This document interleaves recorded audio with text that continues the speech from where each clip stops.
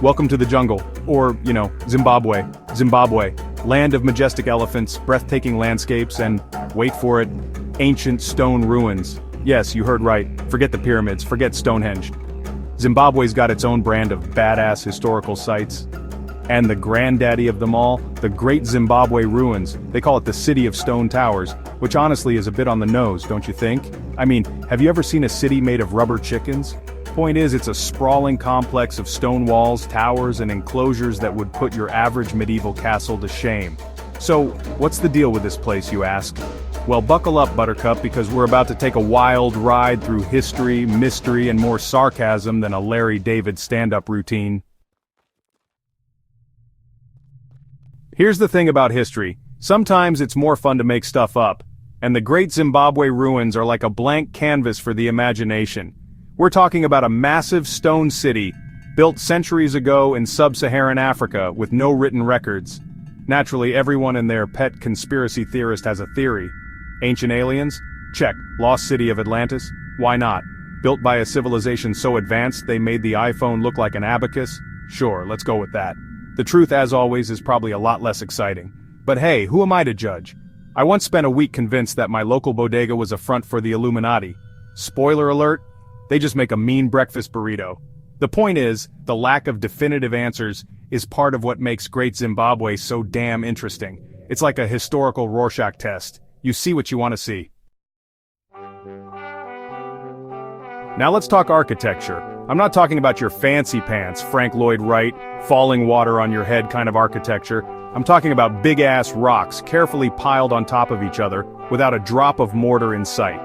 Seriously, these dudes were the original Jenga masters. The most impressive example of this is the Great Enclosure. Picture this, a massive wall, over 800 feet long and 30 feet high, built with stones that fit together so perfectly it's almost obscene.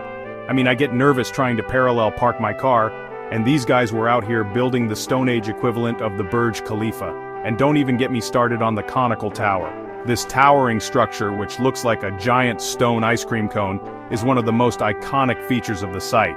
Some say it was a granary, others a phallic symbol. Me? I think it's just a really big middle finger to the laws of gravity.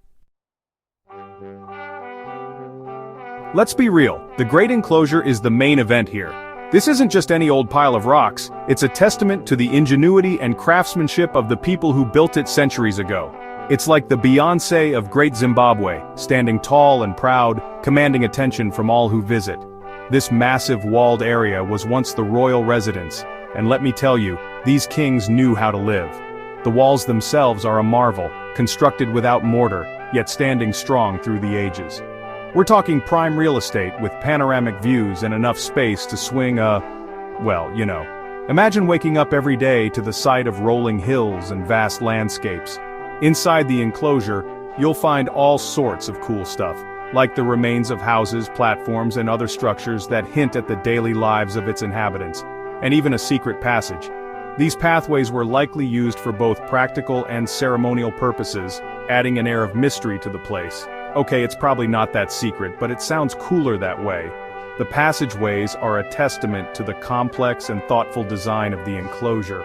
And let's be honest, who doesn't love a good secret passage? It's like stepping into a real-life adventure where every corner holds a new discovery. It's like the historical equivalent of a hidden menu at a restaurant. You feel like you're in on a special secret that not everyone gets to see. Of course, no royal residence would be complete without a few amenities. The Great Enclosure was equipped with everything the kings needed to live in luxury. And while the kings of Great Zimbabwe didn't have access to Netflix or indoor plumbing, they had their own ways of ensuring comfort and convenience. They did have something even better, an army of servants, ready to cater to their every need. These servants played a crucial role in maintaining the daily operations of the royal household. A steady supply of food, stored meticulously to ensure that the royal family never went hungry. The storage techniques used were advanced for their time, showcasing the ingenuity of the people, and the knowledge that they were the baddest dudes in the valley. The Great Enclosure stands as a symbol of their power, dominance, and the rich history of Great Zimbabwe. Section 5, the Hill Complex. Because who needs a Stairmaster when you have this? Now, if the Great Enclosure is the Beyoncé of Great Zimbabwe, then the Hill Complex is definitely the Jay-Z. It's the perfect partner, equally impressive and full of its own unique charm. It's a bit more rugged, a bit more mysterious, and definitely not for the faint of heart. The hill complex stands as a testament to the ingenuity and resilience of the people who built it. Located on a steep, rocky hill, the hill complex was once the spiritual and political center of the city. It was a place of great significance where important decisions were made and rituals were performed. Getting there is half the battle. The climb is challenging, but it also offers a sense of adventure and accomplishment. Prepare yourself for a climb that would make a mountain goat sweat. The path is steep and rocky, requiring both physical endurance and mental determination. But trust me, the view from the top is worth every bead of sweat. Once you reach the summit, you'll be rewarded with a breathtaking panorama that stretches as far as the eye can see.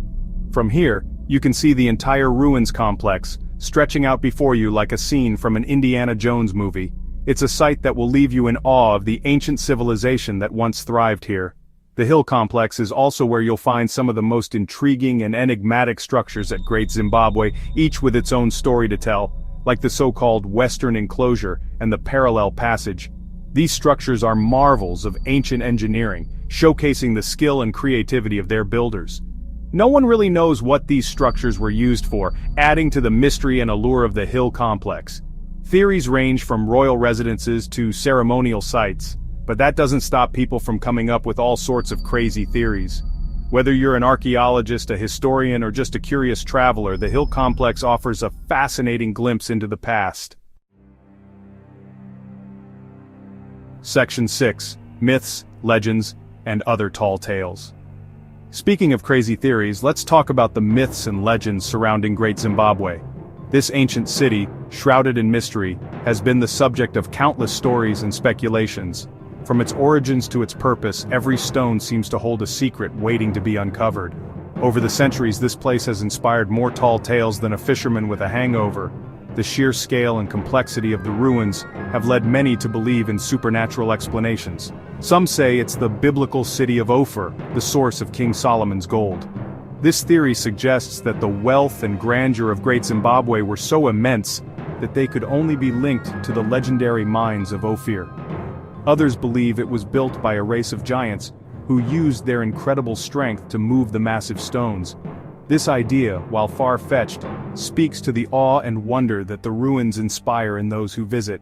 My personal favorite? The legend of the Zimbabwe bird. This mythical creature, often depicted in stone carvings, is said to have magical powers and to be a guardian of the land. This mythical creature, which is depicted in several stone carvings at the site, is said to represent the spirits of the ancestors. The bird is believed to be a messenger between the living and the dead, a symbol of protection and guidance. It's also the national symbol of Zimbabwe, which is pretty badass if you ask me. The bird's image is proudly displayed on the national flag and currency, a testament to its enduring significance. Now, I'm not saying you should believe everything you hear, but there's something about the atmosphere at Great Zimbabwe that makes you want to believe in the impossible. The air is thick with history, and every corner of the ruins seems to whisper tales of a bygone era. But there's something about the atmosphere at Great Zimbabwe that makes you want to believe in the impossible. Maybe it's the ancient stones, whispering their secrets on the wind, or perhaps it's the way the light plays on the ruins at sunset, casting long shadows that seem to dance with the spirits of the past. Maybe it's the ancient stones, whispering their secrets on the wind, or maybe it's the knowledge that for centuries people have looked at these ruins and wondered, what the hell happened here? The mystery is part of the allure, drawing visitors from around the world to ponder the same questions. Or maybe it's the knowledge that for centuries, people have looked at these ruins and wondered, what the hell happened here? The mystery is part of the allure, drawing visitors from around the world to ponder the same questions. In the end, the myths and legends of Great Zimbabwe add to its magic, making it a place where history and imagination intertwine. Section 7. Tourist traps and other atrocities navigating the souvenir gauntlet. Listen, I get it, you've just spent the day exploring ancient ruins, contemplating the mysteries of the universe, and sweating your ass off in the African sun. You deserve a souvenir. But before you shell out your hard-earned cash for a plastic Zimbabwe bird or a t-shirt that says, "I love Great Zimbabwe," let's talk strategy. First rule of souvenir shopping: avoid anything that's mass-produced in China. I once bought a genuine Maasai warrior spear in Tanzania that turned out to be made in, you guessed it, China. The second rule: haggle like your life depends on it. And whatever you do, don't fall for this is a one-of-a-kind artifact routine. Unless you're Indiana Jones, chances are it's just a clever fake. Remember, the best souvenirs are the ones you carry with you in your memories, not your suitcase. Section 8. The real treasure beyond the baubles and baubles. So, you've seen the ruins, you've dodged the tourist traps, and you've resisted the urge to buy a Kiss Me, I'm Zimbabwean t-shirt. Now what? Well, my friend, now it's time to discover the real treasure of Great Zimbabwe, the people. Forget the guidebooks, forget the TripAdvisor reviews. The best way to experience any place is through the eyes of the locals. Talk to the people, listen to their stories, and try to understand their culture. You'll be surprised by what you learn, and who knows, you might even make a few new friends along the way. Just remember to be respectful, be curious, and most importantly, be open to new experiences. That's what travel is all about, isn't it? Section 9. Conclusion: Zimbabwe. It's not just a city in Ohio. So there you have it. The Great Zimbabwe Ruins. A testament to the ingenuity, creativity, and sheer audacity of the human spirit. It's a place where history, mystery, and a healthy dose of sarcasm collide. It's a reminder that the world is full of wonders, both ancient and modern. And hey, even if you don't buy into all the hype, it's still a pretty cool place to take a selfie. Just try not to trip over any ancient stones while you're at it.